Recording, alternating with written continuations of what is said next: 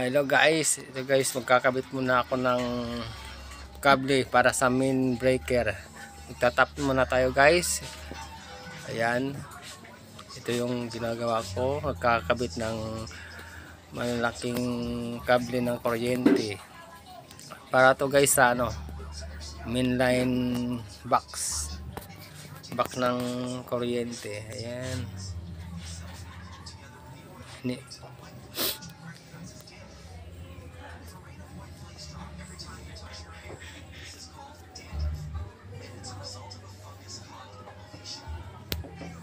And guys, ito yung bago kong trabaho.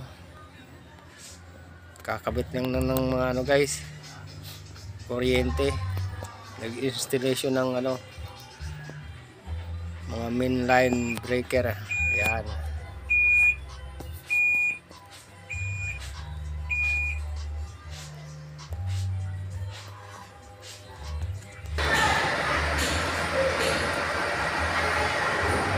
Dito po guys sa taas na po guys. Sa taas ng gamit ko po guys yung forklift namin. Patong po ako sa forklift habang kinakabit ko yung kable ng kuryente.